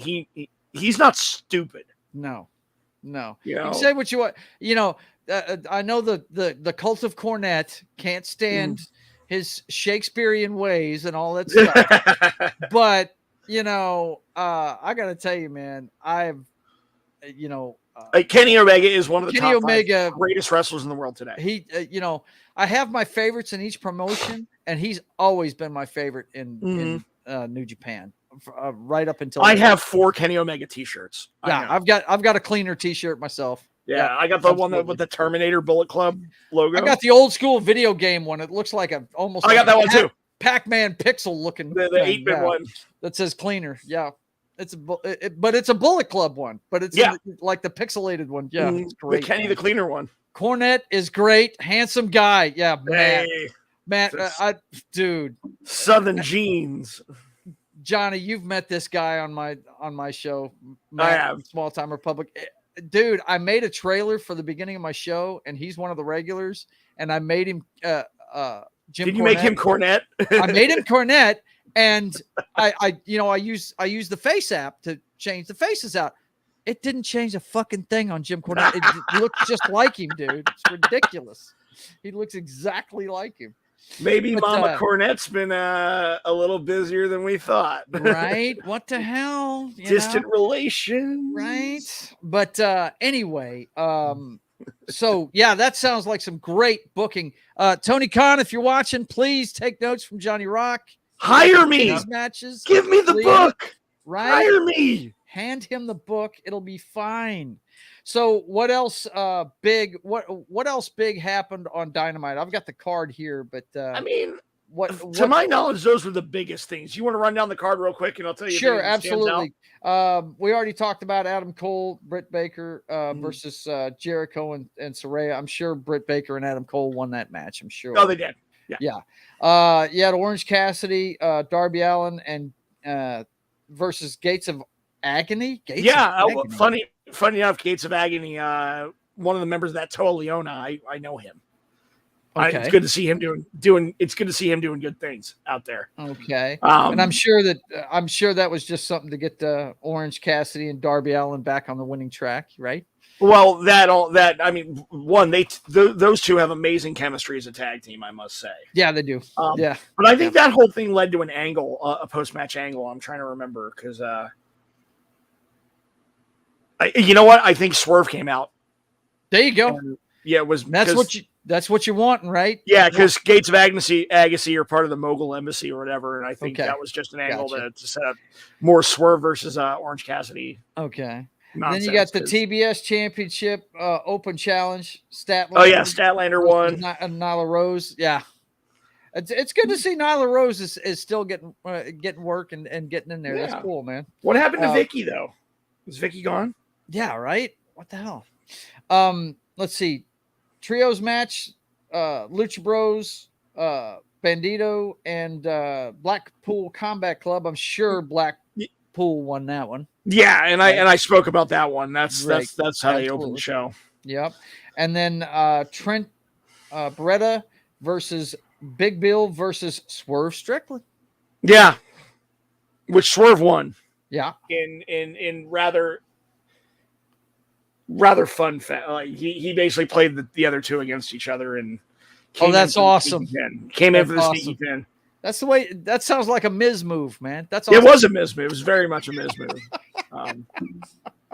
So yeah, I mean that's pretty much it for AEW. You wanna talk about the elephant in the room?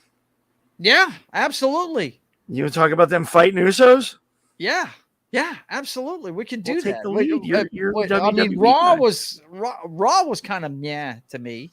You know, they had AG. Well, I'm just gonna kind of gloss over Raw.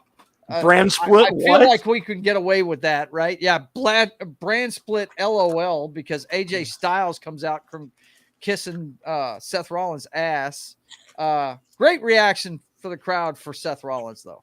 He came through the crowd like he used to in the Shield days, which was cool. He didn't look like Sam Smith going to a friggin' concert. That was cool. I like that, you know. But and then AJ Styles come out there. And they get into it with the self-proclaimed best faction in WWE now, the Judgment Day. And I don't know about self-proclaimed. They are the best faction in WWE right now. Well, I mean, they were saying shit together. In their own words, they said that since the bloodline has fractured, they are the most dominant faction in the WWE now. That's right. I mean, they even have a dominant Dominic Mysterio in their midst. Right. But that set up a match later on for that. They had some qualifying matches for Money in the Bank, which, we'll talk about this once we get done with the best thing in wrestling right now, the Bloodline. I heard Dominic Mysterio is a favorite to win the briefcase. Are you serious? I haven't seen where his qualifying match is going to be. I'm an agent of chaos, though. So. But, yeah. But the ones that we did have was Ricochet beat The Miz. Because Braun Strowman's out for a while. Oh, yeah. He just had neck surgery. He might be out for at least a year. And the other one, probably the match of the night, really, Shinsuke Nakamura versus Bronson Reed. And great Shinsuke match. won, and it was fantastic. It really but was. I mean, Bronson Reed didn't look like a slouch in it either. I mean, no, he didn't.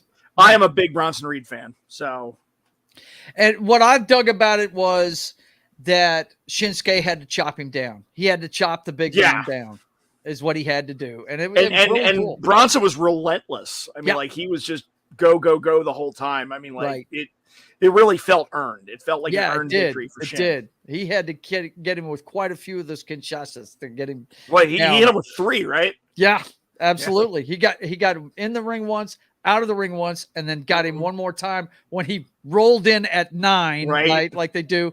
He rolled right into one, stood up, and boom, got smacked. Yeah, it was good. That was a match of the night for me. We had some craziness. We had Imperium versus Alpha Academy, which was silly shit. Starks and Trish beat up Becky.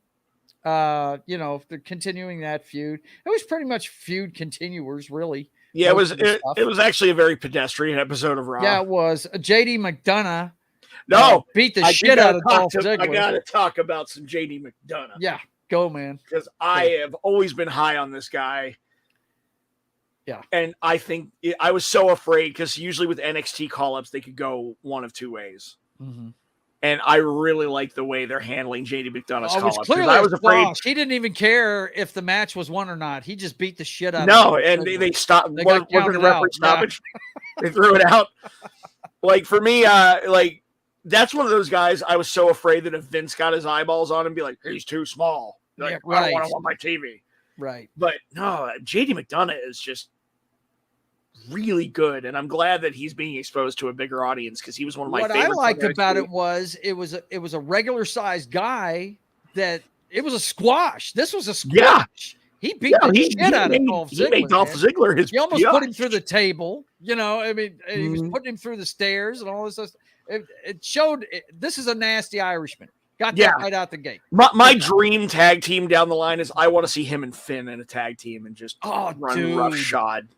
All over everybody. Yeah. Have Sheamus dump those two fools he's with. And hey, you do not speak ill of Pete Dunne in my presence. I'm messing with you. I knew you were going to say something.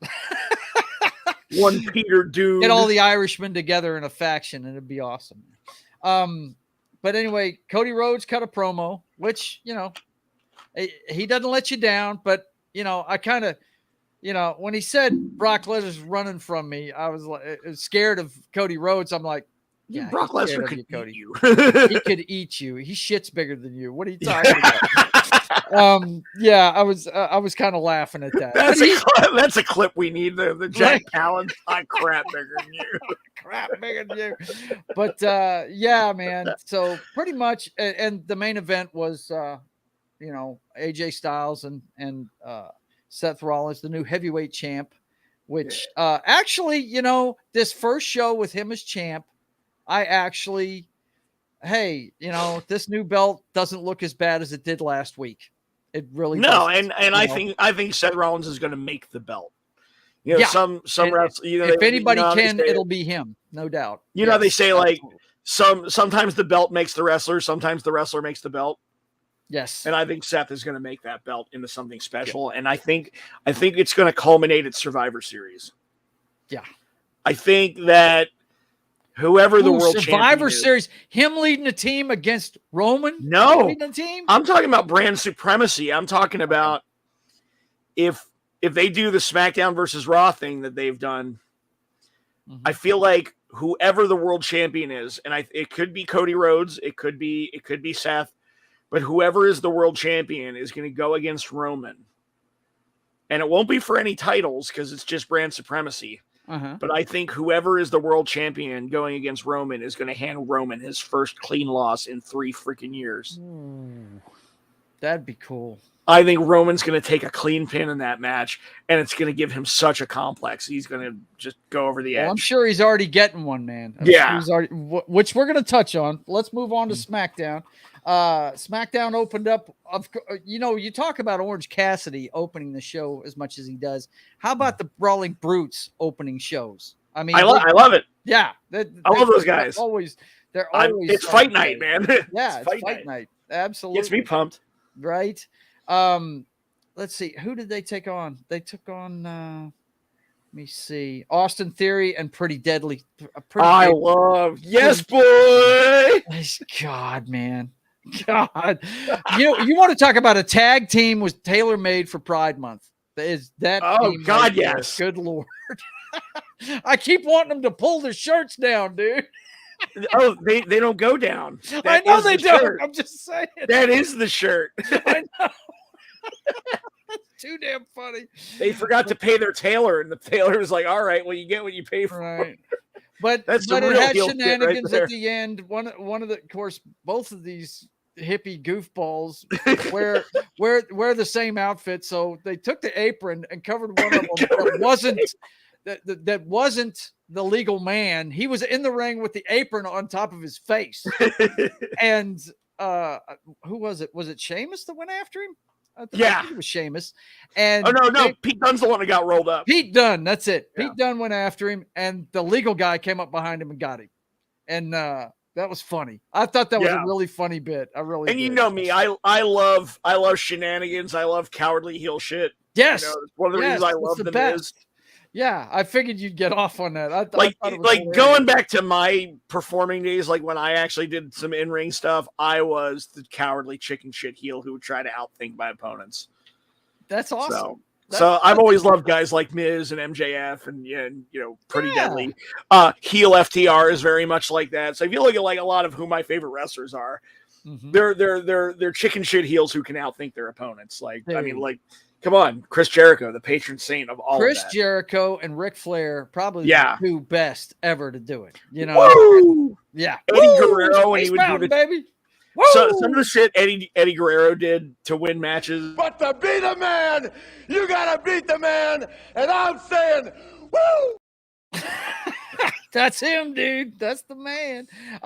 We had the Good Brothers versus Hit Row, and who was the girl that came out with Carl Anderson and Luke Gallows? That's Mi Chin. That's okay. That's me and Yem. First time I seen her with them. Okay. She's been with them for a while. Yeah. So that's I'm not saying they haven't been. It's just I have missed it. You know what I mean? Well, when AJ got hurt, the Good Brothers were off TV for a while. Mm-hmm. Yeah. Creative is nothing for you. Right. Your faction leader is on the shelf. Your faction leader's on the shelf. Yeah. Now me and Yim got sidelined with that too. Yeah. That was good. That was good stuff. Those guys. But that's Keith Lee. That's Keith Lee's wife, right? Yes. Yes, I do. Yeah. And I think, I hate it for them being apart in different promotions. It's kind of like Malachi Black and Zelina. Yeah, and Zelina. I hate it for those guys. It's funny because when Vince initially stepped down and Triple H got the book, two of the three biggest names that were linked to, hey, we want out of our contract so we can go back to WWE, were Keith Lee, Malachi Black, and Andrade. Yeah. Yep, absolutely. All of our lives are there. Yes, absolutely. Let's see. Yeah, they had a okay, what's his name? Grayson Waller. I love Had a show. It's great to see him there. Yeah. Oh my God, absolutely. That guy is the social media good. icon, right? He was there, and it turned into one of these. All the women are going to get in the ring and challenge Asuka things. Yeah. And nobody's ready. And I tell you, when I saw Lacey Evans come walking down there with a drill sergeant hat on with the Cobra, I was like, just like we said earlier. You said earlier, please stop trying to make this chick happen. No, she's the fetch. But of all the ones that came down there, am I sick for thinking Zelina Vega needs a push? Am I sick? They're giving her one. I believe they are. This is the push. After Puerto Rico, they need to give this chick a push, man. They really do. I'm just really, because isn't she going up against Shotzi for her qualifier? Not sure. It was announced during the show. Because they did announce, like, after the promo that Shotzi cut, it seems like they're in line to give her a push too. But I'm like, well, Lacey Evans, after they cut the commercial, knocked the shit out of Zelina Vega, if you remember. So I'm not, I don't know which one it is, but they announced some of the qualifiers for next week. I just know that Shotzi's going up against somebody that is also in line for a push, and I'm like, well, that just seems like weird booking. Because it does. But to finish it off, Asuka got out of the ring and was taunting him from the stage, and Bianca Belair come out and waylaid her ass. Just started nuking her, and the rest of the pull them apart. That was a good bit. because when it started, it looked, you know how it goes. It was every woman started coming out there. I'm like, oh, I rolled my eyes. I looked at my wife. I was like, oh God, here goes one of these things where every woman on the roster is going to come out here that doesn't amount to shit. Right? Say 3 words and get laid out. Right. And then, but when Asuka kind of snuck out of there like the heel she is now, and was talking shit because she wasn't even speaking English. I was going to say, I really want somebody to translate that promo that Sky had, because they sounded like they I were understood one word. To each other. It was great. I only stood one word, and that was baka, which is Japanese for idiot or stupid. Really? I didn't understand a word they were saying, but when Asuka was just like baka, almost sounded like a chicken. When Belair smacked her from behind, that was great. That was fantastic. I loved it. That was great. I can definitely see Io Sky winning the briefcase. Yeah, that's I called it now. Actually, Vega beat Evans to qualify in her qualifier match. So that's what confused me. That did happen. I must have slept through it. Lacey Evans match. You know how it goes. I figured Joe would be a big Lacey Evans mark. Me? Yeah. No. No. I don't get into the blondes, bro. I don't give a shit what she was. She was an an MP? Military policeman? Yeah. She was an MP Marine. She was a Marine Corps MP. Well, yeah, look, here's my problem with this chick. They keep changing her motif and stuff, trying to get her over. I just, it's I know.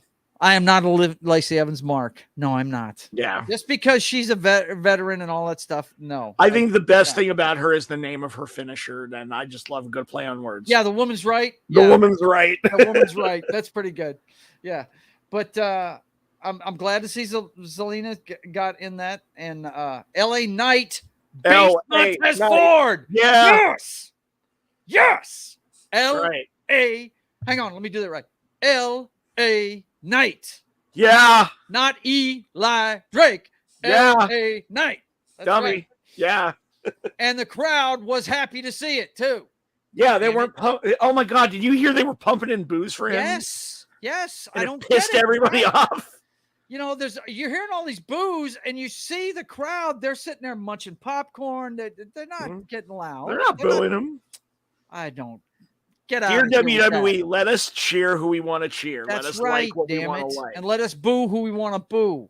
Yeah. I finally woke up to the fact that you need to have Roman Reigns as a bad guy because they're going to boo him no matter what. Going back to the 4 Pillars match, MJF was getting some of the biggest chants of the night. Everybody was chanting MJF during that match. You know it, man. That's right. He's better than us. Were. I live on this planet with the firm knowledge that MJF is better than me, my uggo poor ass. And I know it. And it. I've accepted it. Right. I've accepted it.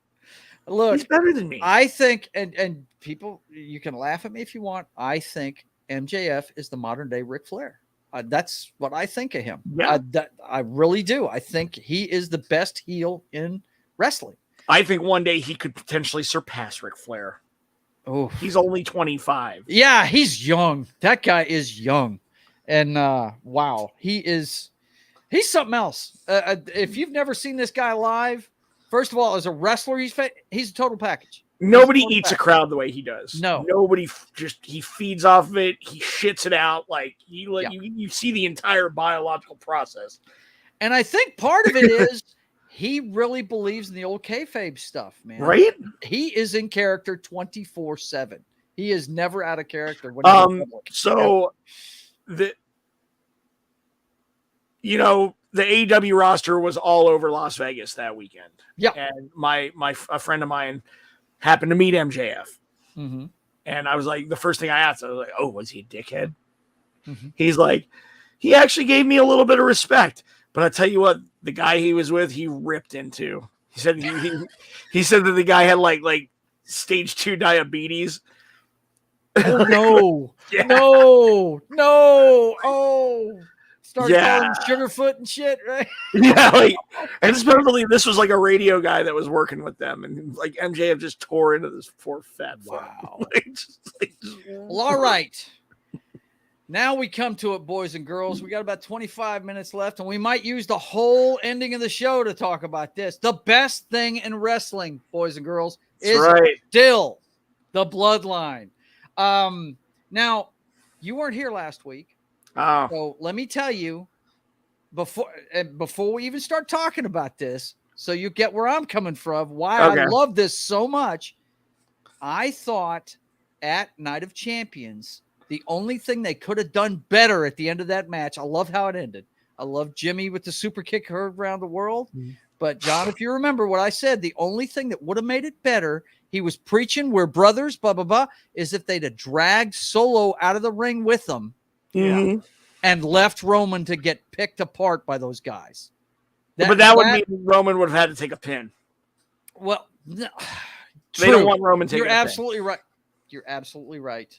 But they actually played into what I was thinking of during this promo. And the way it started, guys, they had been running they were showing the highlights of the 1,000-day reign of the Tribal Chief, my personal favorite wrestler in the WWE, has been since I started watching wrestle again back in I guess 2014. It's coming up on almost a decade because WrestleMania 30 was when I started watching again. I've dug Roman. I've enjoyed watching his entire run this entire time as both a face and the heel. I think they were way too late turning him into a heel. I'm so glad they did because, man, the guy shines. He's too much. Those are his chiclet veneers. Oh my God, it's too great. It just screams bad guy. It does. Yeah. He's a cool bad guy. Yes. So Triple H comes out, and I guess we're merging the two belts now, I guess. Yeah. Because we have the Roman Reigns entrance, which is starting to rival the Undertaker's entrance. Penny's in the chat. Hi, Penny. Hey, Penny, what's going on? It's good to see you. And so, it's becoming a long entrance for him to come out. He comes out. Triple H and him are, shaking hands, and he hands him a new belt. It looks just like the other two, but it's gold. I like it. Gold and black. I like it too, as long as it's replacing both of the other ones. It's almost like the negative image of the WWE Championship. Right. Yes, exactly. And they, of course, I guess now this is my thinking. He's going to take those other two home, put them on the mantle, and this is going to be the belt going forward for SmackDown, right? Mm-hmm. And so this all happens, and then they had been, of course, you know how they lay this groundwork. Oh, the Usos are banned from the stadium. We've got extra security, blah, blah, blah. Well, all they're doing is telling you they're there. Yeah. That's all they're doing, right? And they show up, and they get in there, and, I've always thought they needed to drag The Rock into this because they're talking about family and all this stuff. But I think Rikishi might get involved. Yeah, we'll see down the road. But it's great, guys. It's great. They get in there, and Jimmy starts ripping into Roman. Well, first thing that happens is Roman starts demanding shit. He looks at Jay and says, "Kick him in the face. Kick him in the face." I'm not kidding. I'm not stuttering. Kick him in the face right now. Fix this. Fix this. That he's saying that, and Jimmy said, and Jimmy starts yelling at him, and starts getting in his face and telling him, "Hey, the only thing that needs to be fixed around here is you. That's my brother. He's going to stick with me. That's my brother." He puts it Solo. Yeah, Doug. I was like, "That's my brother."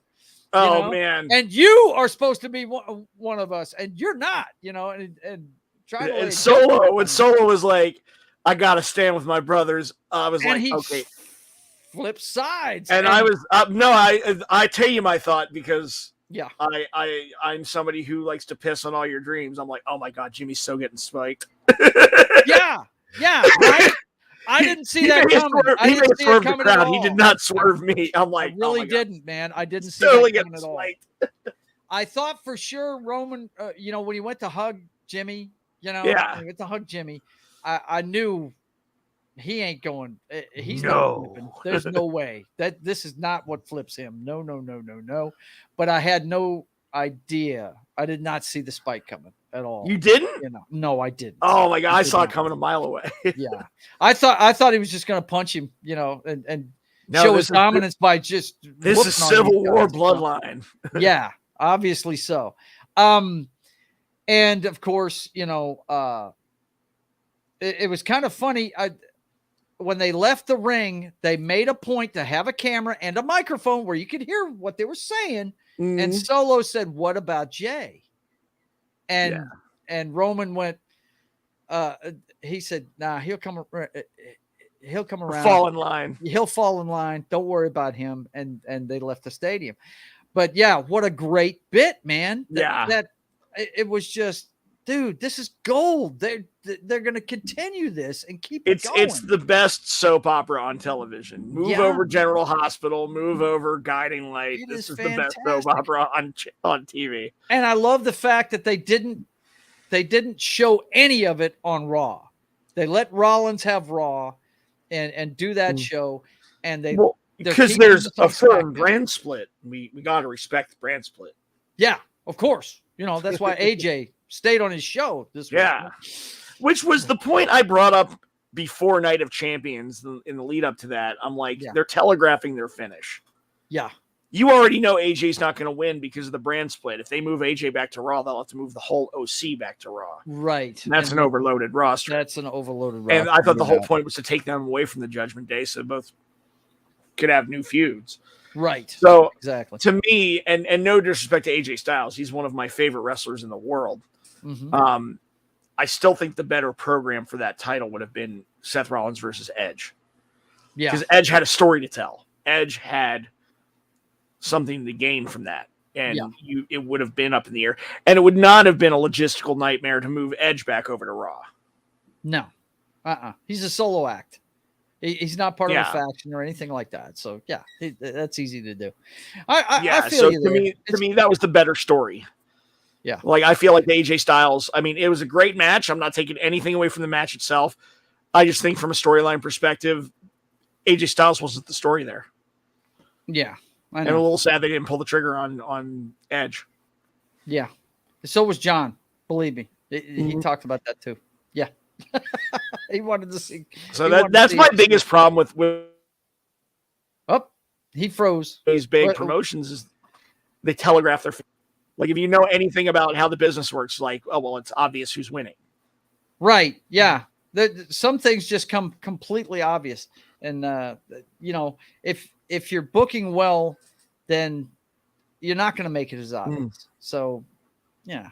Well, after this week in the WWE, my favorite things going forward, of course, the Bloodline. The Bloodline is just fantastic, man. But I want to see Zelina Vega get a push. And, of course, the program with Brock and Cody is moving forward. But I had an idea, and I really think, you know, they're having these qualifying matches, right, for the slots. How does this sound to you? It's just an idea I had for because we've only got one pay-per-view before SummerSlam, right? We've only got one pay-per-view before SummerSlam. Now, it's looking more and more with the booking they're doing. Thank you, Barry. What'd you say? So Guiding Light hasn't been on the air since September of 2009. I just remember because it was one of the soap operas I used to watch with my mom growing up whenever I took a sick day from school. Dude, the soap opera I watched in the Army was All My Children. At lunchtime, we all watched that shit. Yeah. I like Days of Our Lives because they had a straight up Bond villain on that show. I will never forget that dude, Stefano. Yep. I'm like, this dude's got like a freaking volcano layer in a soap opera. But we've only got one level villain shit. Yep. We've only got one pay-per-view left before SummerSlam, and it's Money in the Bank. So what I'm saying is, it doesn't look like we're going to get Cody Roman 2 at SummerSlam. No, we're going to get it at Mania. I was trying to think of a way. Well, I mean, our boy Danny seems to think they're going to do it at SummerSlam. No. I think Cody Brock rubber match is going to be it. Yeah, me too. But if they wanted to do a Cody and Roman thing, I thought of this. I was like, wouldn't it be neat because we've seen what they're doing with Cody is they're putting him against all odds. He's becoming the against all odds guy. It's the Dusty storyline. Right. He's living his daddy's story right now. Right. So what I was thinking was because Dusty Rhodes had some hard times, baby. It was a long, hard road to the top. Right. Son of a plumber. But what I was thinking was kind of like what they did to Daniel Bryan in WrestleMania 30. Because we know Brock goes on last or first. He didn't at Night of Champions. Right. And I'm pretty sure, I think we agreed, me and John, when we were talking about it, that it's because he respects Cody that much. Yeah, and they're putting on a hell of a program. Brock's actually working for him. He's selling for him. It's fantastic. It really the two matches they've had have been great. Great matches. What I was thinking was that they could wrestle each other for the last qualifier for Money in the Bank. Ooh. In the opening of Money in the Bank, and then he could be in the Money in the Bank match. I like that. Right? It was just an idea I had when I was sitting there watching things this week, and I was trying to think of a way to get what Danny would like to see. Right? The Speaking of Danny, Wild Danny's appeared in the chat. Looking good, John. Yeah. How you doing, Danny? It's good to see you. I was just booking. I'm doing a little booking, trying to get what you want to see to happen. I think that would be a cool way to do that if they wanted to do that. I think that plays into the narrative really well because, like, I've been hearing a lot of rumors that Cody's going to win the briefcase. Yeah. So if we do it, that would be a cool way to do it. If he's going to be the against all odds guy, yeah, you have Brock Lesnar just totally destroy him, but he somehow pulls it off. Yeah, like a surprise roll-up, most devastating move in sports entertainment. Right. Yeah. You know, Cody wins, but he's just like got dismantled. The horse he's shit. Got to outlast 5 other guys, right? Yeah. Fear right there. The small package. Just pile on that adversity. Just more adversity. Give it to me more. Just like they did to Daniel Bryan, right? Yeah. Let's see. The dork says, I hope Cody wins, but I wouldn't mind if LA Knight did, though. Laugh out loud. Dude. Let me talk. You or me either. Let me talk. If anybody else besides Cody wins the Money in the Bank, it needs to be LA Knight. No, or Dominic Mysterio. Oh, God, yeah. I'm not into heels. Can you imagine how insufferable Dominic would be with the briefcase? I think it's better when a heel has the briefcase. Oh, God. I think it's better when a heel has the briefcase. Yeah. Well, look, the briefcase. Me and the briefcase don't get along. Look, you guys know, you've heard me say it a million times. You can laugh at me all you want. One of my favorite wrestlers in the last decade has been the Lone Wolf. And when he blew the briefcase was the end of the Lone Wolf. And he's never come back from it. That was John Cena and his magic shovel. Yes. Fucking sucked. Sucked balls. I was so mad. God, I was mad, man. He totally blew that. Totally blew it. But wasn't that the end of his hair too? Yeah, that was the end of his hair too. He went bald after that, which I've never understood that either. Look, I am bald too, but I've got long hair. You can keep your long hair, buddy. Grow it back, please. I need the Lone Wolf back in my life. Didn't he show up in NXT? Didn't he show up in NXT this week? I think. Yeah. Corbin showed up and laid out Carmelo Hayes. That's right. I thought I saw that, man. You know, speaking of NXT, I did watch Battleground last weekend. Yeah, give us a quick recap of that. We've got what, John? We got about 5 minutes left. There were some low key bangers on that show. If you could only watch 3 matches from that show, I would watch the opening triple threat. It was Wesley, Tyler Bate, and Joe Gacy. Great triple threat for the North American title. Dragon Lee and Noam Dar did a Heritage Cup series, and it was really good. But to me, the match of the night was Ilya Dragunov and Dijak just kicking the ever-loving crap out of each other in a last man standing match. It was brutal. It was brutality. Wow. And I'll tell you what, man, Dragunov is a tough Russian bastard. That guy is tougher than a $1 steak. Is he the next Walter? I mean, he's not big, but I mean, come on. The Walter Dragunov match was a classic. That's like a 6-star match in my opinion. Yeah. That was one of my favorite NXT UK matches ever. Yeah. So yeah, if you just want to check out Battleground for a couple matches, those were the big 3. I would check them out. Cool, man. I've got some catching up to do. I didn't get to see any of Double or Nothing. I saw. Get on it, brother. Huh? Get on it. It was a good show. I understand. And I wanted to see it. I wanted to see it more. What's funny about this last Saudi show? Correct me if I'm wrong. This is the best Saudi show they've ever had. The last 3 Saudi shows they've done have been really good. Yeah, but this one was fantastic from top. Because Elimination Chamber, that was a Saudi show this year, right? Yeah. Yeah. I believe so. But I like this one a lot more than that one. I mean, dude, you can't top the super kick heard around the world, dude. No. You can't top that. I mean, we've been waiting for that for how long? The Sammy chair shot was bigger and better. Yep. But this was, dude. I mean, and I thought all the matches were good, and it popped the Saudi crowd. Yeah, really, but usually. That's right. Elimination Chamber was in Montreal. It was the Sami Zayn story, but no, last year's Elimination Chamber was in Saudi. Yeah. And that's when the Saudi pay-per-view started getting really good because Crown Jewel was good. That's when we had Logan Paul versus Roman. Right. Great show. That was actually a great show, top to bottom. Yeah, you're right. I like that they're actually treating them like big deals finally, and not just glorified house shows. Not just glorified episodes of fucking Raw. Yeah, that's fantastic. You know, that's really good. Mm-hmm. And dude, and seeing the reception Sammy got. Yes, I was gonna say that made my heart happy. There, yes, had to. Anybody that didn't get the feels from that there's something wrong with you. Doing the ring introductions in Arabic. Mm-hmm. Yeah, I caught that promo, that intro finally. Did you? I watched the highlights. I didn't watch the actual pay-per-view. Yeah, he didn't see the pay-per-view. He saw the highlights. But yes, you saw where he was introducing him and his partner in Arabic. Yeah. That was awesome. I read the translation, and what he said was actually pretty. It was very on the nose for his situation too. He's like, "We are an Arab people. This is an Arab country. I'm going to do these introductions in Arabic." But it was also like low-key saying like, "Hey, our people have been fighting for years and we're basically the same people." Yeah. Like why it was like a give peace a chance speech in it, like backdoor.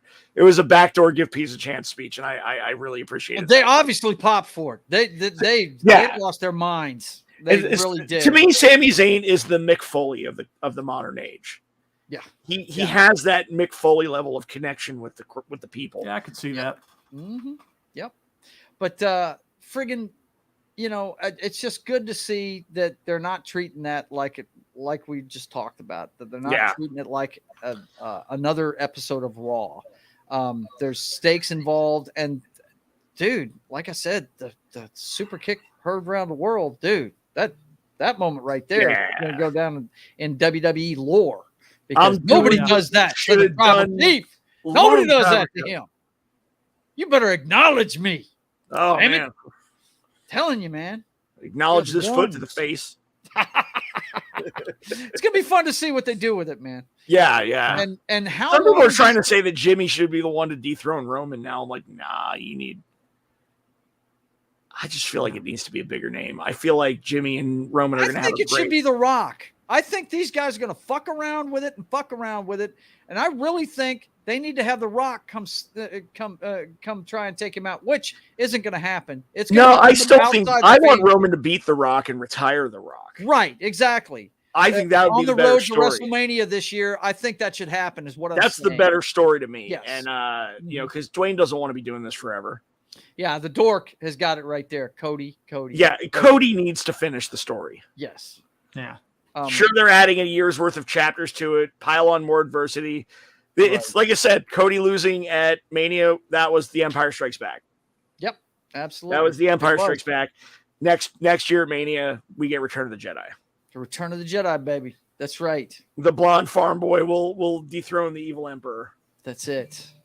Yeah, and then the best thing in the wrestling world for the last 3 years is going to be dethroned. So Cody's gonna beat up Paul Heyman. Yes. Oh yeah, that's right. Yeah, Paul Heyman would be the Emperor, and Roman would be Darth Vader. That's right. That's right. That's right. Oh my God! As long as if Cody beating him doesn't turn him babyface. Right. I want to see heel Roman after the title too, because I want to just see him totally become unhinged and lose his shit.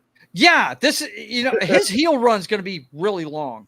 I just love that he talks to himself, and he's going to destroy a lot of people along the way. Yeah, that is my favorite nuance of the tribal chief character: the fact that he gets in his own head and starts talking to himself in the match. Yeah, and I'm like, yeah, it's awesome. That is a great touch, dude. Like I said, MJF is the best heel in wrestling right now. MJF, no doubt about it. He's the best heel in wrestling right now. Total package. But the best written one is Roman Reigns. No doubt about it. They are guiding him on an epic tour of being a shithead. It's awesome. And it's never not compelling. No, it's not. All right, boys and girls. Well, that is going to do it for pro wrestling this week. It's good to see all of you in the chat. It's good to see my man Johnny and John. And I want to thank you guys for being here. And don't forget to tune in next week at 1 p.m. Central, 11 a.m. Pacific for you guys on the West Coast. And I want to thank you for being here. And until we see you again, I want you to keep on keeping on. God bless, guys.